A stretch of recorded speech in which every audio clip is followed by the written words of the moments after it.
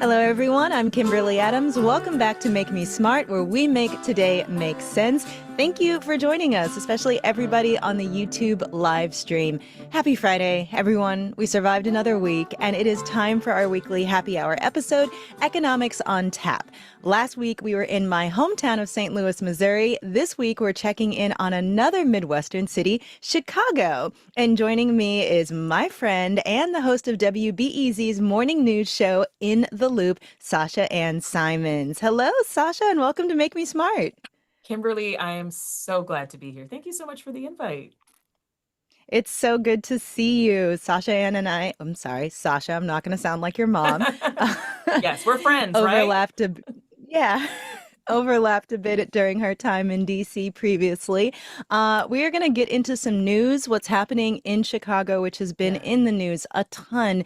But first, and we're going to need it, we got to talk drinks. Sasha, what are you drinking? Okay. Well, it's non-alcoholic. I'm still in the studio, okay, but Good for Topo you. Chico. Just a little Okay. Topo Chico sparkling water, tangerine with ginger extract. Had a little something swirling around in my throat. The weather's changed here in Chicago, and everybody's sick in the office. So I was like, I need something with a little ginger. I need a little bit of a home remedy. Yeah, I love it. I that's love what we're it. sipping. And we have usually a nice mix of alcoholic and non-alcoholic drinks in the chat. Yes. Mine is alcoholic in the studio, All right. but I had some lemon blueberry shrub that another former colleague of mine, Leanne Hansen, gave to me. Old public radio heads will remember her. She used to be the host of Weekend Edition Sunday. And the Yeah. last time I saw her and caught up, she gave me this lemon blueberry shrub, which I've mixed with some whiskey and a bit of ginger ale myself. And Ooh. so that is my cocktail. It's quite delicious. So we've got the ginger Let's see going. what Yes, we've got the ginger. Let's see what everybody's drinking in the chat. Looks like Stephanie has, ooh, that looks nice. Iced oolong tea with peach. Love that. Yum. Jin Peck has cold coffee from this morning. I'm so sorry for that. Oh, That doesn't sorry, sound Jen. nice. Miles with the St. Louis throwback, a Budweiser. And let's see, Jim Sanders has a bourbon neat, Russell's Reserve 10-year. And Mm, Harry is having coffee with Trader Joe's pumpkin spiced powder. Huh. very specific. Okay. Luckily, Kai isn't here, so we can survive that. And Mighty Unlikely has the standby Argentinian Pinot, which I'll always appreciate. Thanks Absolutely. everybody for joining in the live stream. Okay, we're going to make a hard pivot to some really serious news coming out Yeah. of Chicago. Oh my gosh, Sasha, I have been seeing so many videos of the clashes between ICE agents and Chicagoans. They're all over social media. What has hmm it been like to be there right now and to cover this story? Yeah, it's literal chaos, Kimberly. I kind of wish this was one of those instances where the videos you've been seeing on social, you've called me in to tell you that's false. That's not what's happening here. Unfortunately, that is exactly what's happening here, and it's happening in more ways than what you're seeing play out nationally. Operation Midway Blitz, that's what they're calling it. And it's all across the city, all across the suburbs. There really has not been any rest. We're constantly hearing of ICE sightings. I've personally come across them twice, not an interaction, but just seeing them near my neighborhood setting up shop. And I live on the south side of Chicago, so it's a little bit strange to see where they are choosing to pick to set up shop. It seems to be a lot of predominantly Latino neighborhoods. Now they've infiltrated into Black neighborhoods as well, and so very targeting Mhm. minorities for sure. Right. And so the bouncing ball has been one to follow. Today, the most latest story is that a federal judge ordered Border Patrol Commander Gregory Bavino into court next week. This is Judge Sarah Ellis, because she's fed up at this point with the Trump administration's aggressive campaign that they're letting out here on Chicago. Bavino was Mhm. at the scene this week in a predominantly Mexican neighborhood called Little Village, throwing tear gas into a crowd of protesters because they just showed up, agents just showed up, and they started allegedly, like as people call it, they started kidnapping people. Because keep in mind, they're showing up in fatigue, big guns, masks. Sometimes if they don't have masks, they just pull their like high-necked sweatshirts up over their nose and mouth so you can't see their faces. They're throwing tear gas, they're throwing pepper balls, they're pointing guns in people's faces. There's footage you've seen, I'm sure, on social media of pregnant women Yeah. saying, "Hey, I'm pregnant, and you're pointing a gun at me. What is wrong with you?"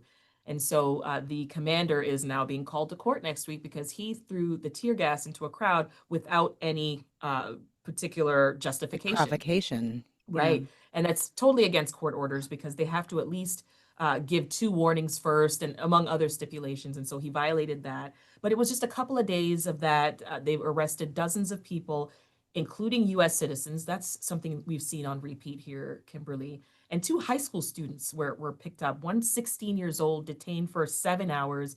It's constant.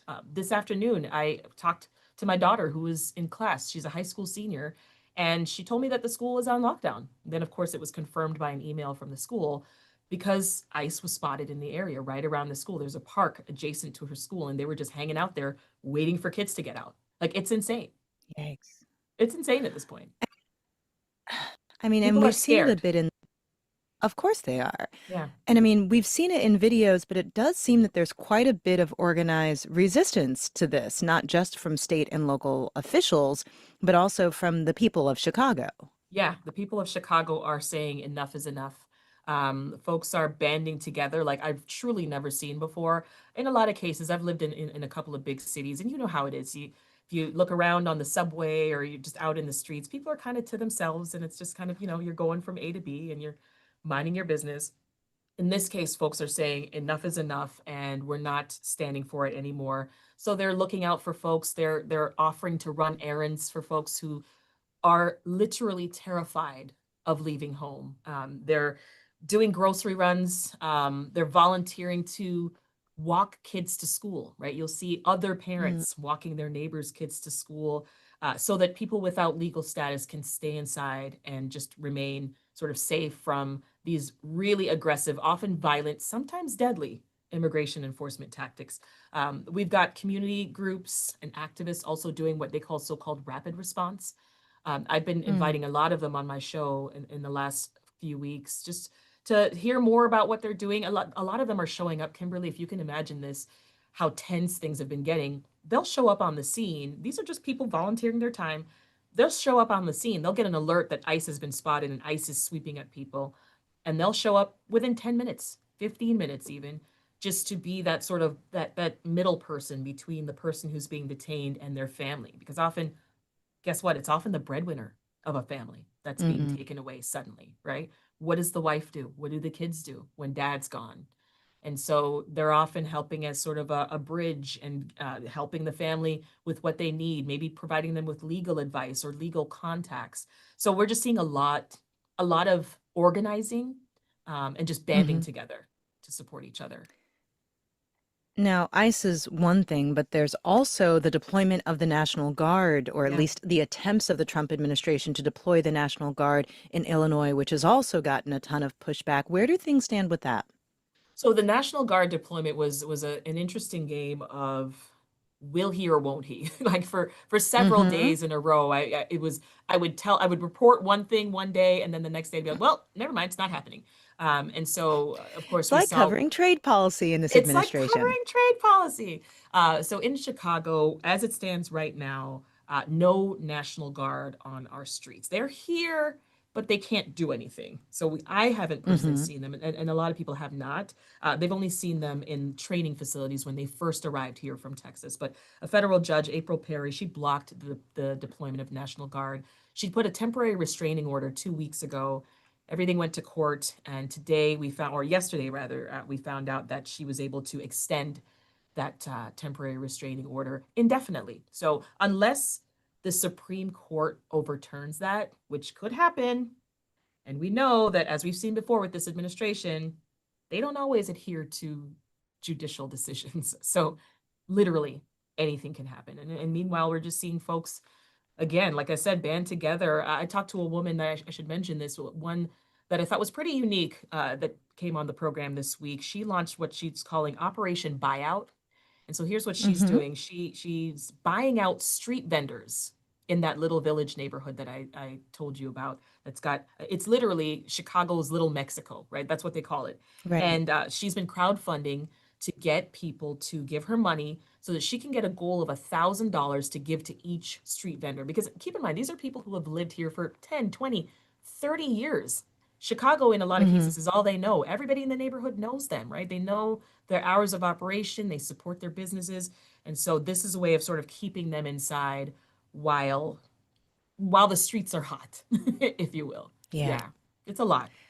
Y- interesting that you mentioned sort of food services because here in DC, with the deployment of the National Guard as well as our own ICE crackdowns, it Yeah, really it affects everybody's mood, right? And obviously there are real human rights considerations to everything that's going on, but it also has been depressing the economy here. People don't want to go out to restaurants when you look out the window and you see guys in fatigues or people in fatigues with big yeah. weapons, and restaurants are struggling to keep their staffing up and all those other things.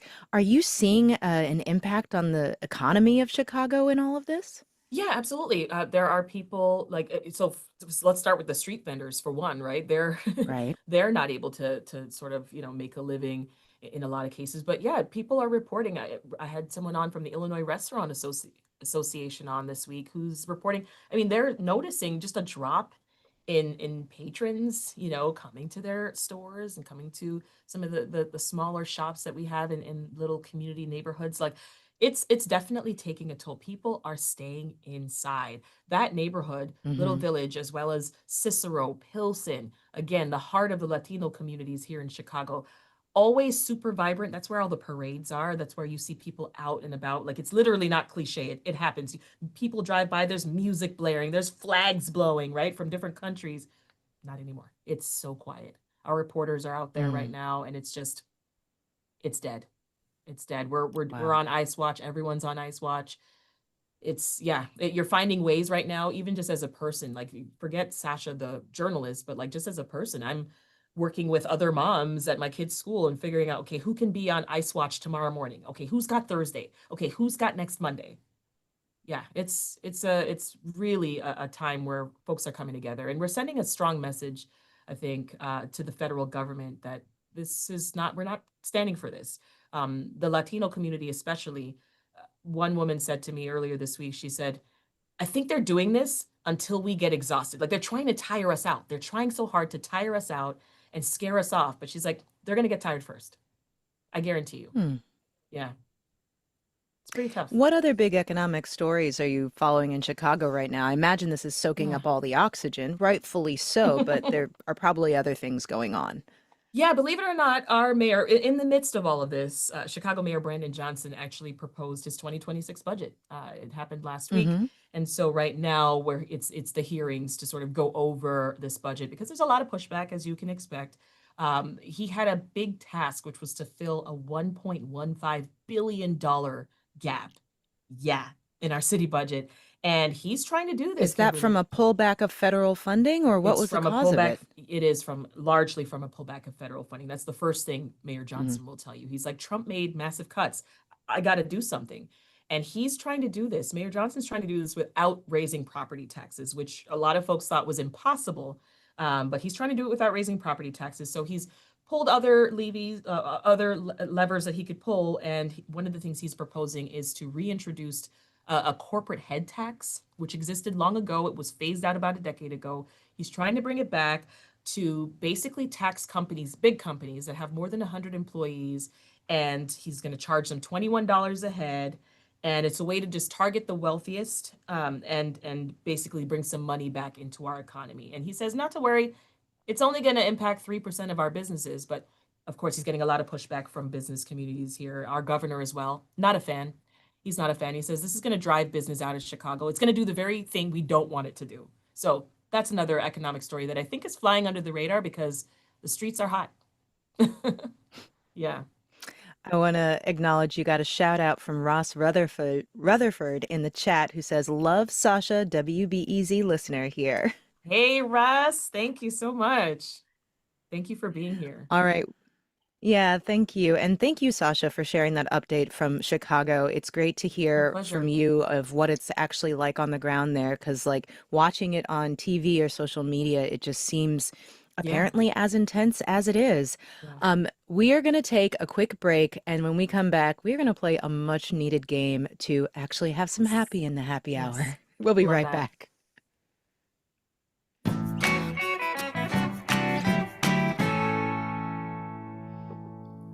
All right, we are back. It is game time. Sasha and I are ready for a round of half full, half empty, I'm kind of hosted nervous. Should I by be? Drew. Maybe a little bit, Okay. tiny. Drew Jostad is going to help us out. Drew, make it easy for us. All right, We'll please. start with an easy one. Next year, Coca-Cola announces that next year they're going to begin selling small 7.5-ounce cans individually in convenience stores. Are you half full or half empty on mini Cokes? Me? So Do I go it's first? interesting. Well, you can, but I'll give you a little bit of context. This was a story we had on Marketplace about all the ways that like companies are kind of adapting to higher prices and Uh-huh. tariffs, but also a lot of consumers on GLP-1s eating and wanting less, and sometimes they just want like the taste of the snack and not necessarily the full snack. And so you're seeing all Mhm. these retailers and consumer products companies making smaller versions of all of their things. And so these little mini Cokes are kind of in line with that. So yeah, are you half full or half empty? I am half full on the mini Cokes. I'm a frequent purchaser of mini cherry Cokes already. I have an obsession with cherry Coke. I'm surprised that that's not my drink tonight. And Mm. I went with sparkling water, but if we had cherry Coke in the vending machine back there, that's what I would have brought in here. But I love that. I love, as someone who's also trying to like watch my like caffeine intake, my sugar intake. I love the option of having just a little taste. Yeah. What about you? um, I'm I'm really torn on this, believe it or not, because on the one hand, I'm half full on like the smaller portions, which are better if you're gonna have it. It's better to have less sugar. But on the other hand, I'm worried about the increased waste, and like the increased like production costs and all those things. I'm gonna reluctantly go with half full. Although I will point out Alan Patterson in the chat says this is just shrinkflation by another name. Um, It really is. and Lee Pang Lee Pang makes a good point. A regular can of Coke is 12 ounces, so this is practically half Half. empty. I did cheat and I did Very look at my good Topo point. Chico. I was like, wait a minute, that's 12. Hold on. Very good point, Lee. All right, what's the next one? Next up is a story from the Washington Post noticing a trend of younger workers questioning the sense of urgency that they get at their workplaces. So, are you half full or half empty on Gen Z resisting the workplace emergency? So I read this story. It was interesting because it's this idea that like millennials and the Gen Z, we've Yeah. like been like hardcore hustle, always on, being at the beck and call of our companies because have this like leftover anxiety from the financial crisis about even being able to have a job. And Gen Z is like, these companies don't love us. Our mental health is more important. And, what did they used to have on like all the university registrars doors where it was like, your lack of planning is not my emergency. I never saw that, but that's a good one. Maybe it was just the places that I went. Yeah, yeah, yeah. So I don't know. I'm half full on it. I'm here for the work-life balance. Do better than us, Yeah. please. See, as the mom of some Gen Zers who are entering college and, starting to enter the workforce, I'm like, half full, baby. Yeah, you tell them. Do better than mom, who was the type Yes, to like exactly. literally be like, what else Yes. can I do at 5:30, right at the end of the Yeah. workday? And so Sure, I yes, can be here till 8, no problem. no problem. What else? And then I'll shine your shoes. No, but I'm Oh, God. half empty a little bit, just as someone I've got some Gen Zers like on my team at work, and while I'm inspired, sometimes I'm like, but we just kind of need that thing done. So can you just like help? Because sometimes it is, I even know, if it's power not an to the people, emergency, it but is like, urgent. can you like it's so but let me go with half full. Yeah, I do think it's going to be an adjustment for the rest of us in the workforce because we have become so accustomed to you prove your worth at work by going above and beyond, as opposed to the, what was it, the work your wage. That was not the phrase. What was the phrase last year where it was like earn your wage or Earn something? your wage Basically or earn your like pay. Yeah. do the work that you were paid to do. Yeah. And if they want you to do more work, they need to pay you more for that work, right? Yes. And so, yeah, I'm gonna go half You're full right. on the work-life balance and maybe the overall readjustment of workplace norms. But I will also agree with you that sometimes it is urgent and you do kind of need to do that little extra, We do a daily show, little extra. please. All right, what's next, Drew? Next up, a story that was featured in the Marketplace Daily Wrap newsletter. Are you half full or half empty on the series finale of Netflix's Stranger Things coming to movie theaters? Half empty. You made a face. Why? Who Did you asked for watch the that? show? Who asked for that? No, I didn't watch the show. Clearly. You have a, I was I'm about just to say hating. you have such I'm a just hating. you have such strong feelings given that you didn't watch the show. And I just single-handedly lost my one fan, Ross, in the right now. He's probably angry, I'm sure. I can't see what he's saying, but I'm sure he's angry right now. I'll I let you mean, know what he says. half empty just because I personally don't it's not for me, but that's nice. So I also have not watched the show, and normally I don't like this idea of, hey, I'm paying for a service like Netflix or whatever so that I can watch a thing, and then you're going to make me pay extra to see the thing finish, right? Like Right. I generally don't think that's cool. However, I did happen to, and this is going to be like a pure nerd moment.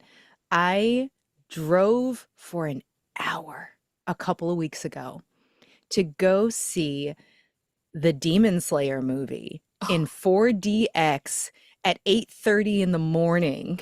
What, the So I K-pop had to one? leave my house. No, that's K-pop Okay. Demon I'm, Hunters. I'm The sorry. Demon Slayer movie is different. That's okay. Everybody gets them mixed up. I'm But I sorry. wanted to see it subtitled instead Yes. of dubbed, and I couldn't find any place nearby. So I drove for an hour. I left my house at 7:30 in the morning so I could go see it in 4DX with three other people in the theater. And that was a show that I have watched on a streaming service that I pay for. And then I went and paid extra to see it in the theater, and I regret nothing. I I regret love that nothing. for you. I love that for you. I love that for you. Yes. I'm also So thinking about go Stranger ahead. Things. Weren't they kids? Now aren't they big? Is this not going to be weird? They're all grown up, I you don't know? know. Yeah. Saying. I I'm gonna say half empty still because of just the extra money Yeah. component of it. But I also appreciate that sometimes things need to be seen on the big screen to be fully appreciated. And so just, half empty. Half empty is where I'm landing. We're in sync so far. I don't know. I imagine you could still watch it at home if you wanted to, right? Can you? Is it not just in theaters? It's in theaters and streaming? I'd have to double check. I can't. I didn't read that. I didn't see that in the article, but it would be weird if it was Okay. exclusively in theaters. Anyway. Well, that's what some of them are doing. That's the Demon Slayer movies. They're exclusively in Okay. theater until like next year because they want people to pay to see it in the theater. Okay. Yeah. Anyway. All right. Maybe we I'm can get a guessing we're fact here check for the on that. poll now. Yes, we are. All right. Everybody in the YouTube live stream, in the chat, get ready to vote in the poll. And while you're there, if you don't mind liking and subscribing if you haven't already, share with a friend. Okay, All so right, the what is it, Drew? New York Times is reporting that Amazon has internal plans to sell twice as many products by 2033 without increasing its workforce. This would amount to replacing the equivalent of 600,000 workers with robots. Are you half full or half empty? That's a lot of people. Yeah. Can you read that again, Drew? I wanna hear something one more time. Yeah, so there was a interim goal of like 2027, but the one that I wrote down was to sell twice as many products by 2033 without having to hire more people. So So this the is equivalent interesting. of not Yeah. hiring 600,000 people. Okay. So this is fascinating because they're not talking about replacing existing workers. And I imagine they phrased it this way on purpose. They're talking about not hiring more workers while increasing capacity, which is exactly what like productivity gains measure. If you look at like the productivity data that we track, it's like how many widgets per person are produced. And with AI and robotics and other kinds of automations, you have productivity gains. That an individual human can be more productive and produce more things one person at a time. So on the one hand, you don't have job gains and potential workers would have less opportunity while a company is still growing. On the other hand, you have worker productivity going up, fewer workers producing and selling, in this case, more goods. Now, and on top of that, the idea of is given how much stuff we already buy that we don't need, that doubling is a little bit terrifying for the environment. Mm. What do you think, Sasha? Oh, I know where I stand on this. I was just waiting for you. I am half You empty on have this. feelings. I am half empty, and Okay. you said it. You hit the nail on the head. It's that worker productivity part. I can't wrap my mind around that because the idea that we're going to, over these next 8 years, produce that many more products with just the same amount of people, I Mm-hmm. can't begin to imagine the strain that that's going to put on those workers. And I've been Right. in that situation before in real life where we had to do double the work, and they didn't hire double the staff, and it was brutal, Mm-hmm. brutal for morale. Productivity had, went up because we were almost like fighting for our lives, but at some point Right. you burn out. So I'm gonna stick with half empty on this one because no. So we're getting some really good comments on this. That's Debbie Donovan says the robots still need to be maintained. Karen says very empty. How the heck can we afford all that without a paying job? Right. Um, let's see. Moy Mono says those efficiencies will certainly result in lower prices for consumers, right? LOL. Right. Um, Christy wonders if we're going towards a universal basic income. Um, yeah. Lucas says, oof, more efficiency without job loss. That's tough, but half full. um, Jin says These are Jeff good points. Bezos needs to pay the wedding bills. Somehow I think those are already Ding, cleared. ding, ding, ding, ding.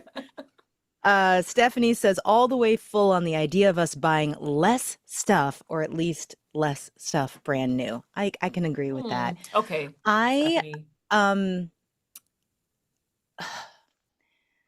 I'm gonna reluctantly say half full because I imagine the gains in automation and technology that they deploy are going to spread through the economy to make us more efficient. And these changes are coming, and it's going to be rough, and it's going to um, drastically shift the labor force in the same way that AI is, and it's is kind of tied to AI. And I, if it means fewer people doing repetitive jobs that hurt their back and their feet and their, lead to workplace injuries, and robots can do those things, I'm half full with the hope that there's some kind of safety net or something developed to catch the people, even though we have very little precedent for it working that way. But I'm going to hold on to the last vestige of optimism that I have in my life. In terms of the poll, 74% of you are with Sasha and half empty. 26% are half full. Ah, I'm sorry, I'm glad Kimberly. that you can win. I'm glad you can win. She'll never get invited back. Not true. Not true. Okay. That's it for the game. And that is it for the show today. Thank you so much for joining us, Sasha. It's been great to catch up. I haven't seen you in ages. My pleasure. This was fun. All right, one more thing before you go. First of all, if you're in Chicago, make sure you support WBEZ. Public radio needs your support right now, and I know that Sasha would definitely appreciate it. And looking ahead to next week, this government shutdown just keeps going and going and going. It's already the second longest in U.S. history. It's on track to probably end up being the longest. And we imagine that y'all have questions about it. So if you do, if you're unsure about where things stand, what could possibly bring it to an end, you can send your questions our way. We're going to bring in some experts to help answer. You can leave us a voicemail at 508-UB-SMART, and you can email us at makemesmart@marketplace.org. And we will see you next week.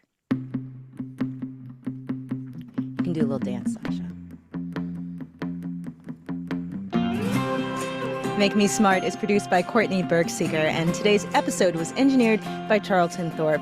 The team behind the YouTube live stream is Emily McCune and Antoinette Brock. Our interim supervisory senior producer is Stephanie Seek.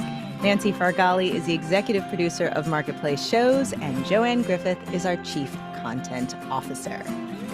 And Sasha-Ann Simons is amazing. You're amazing.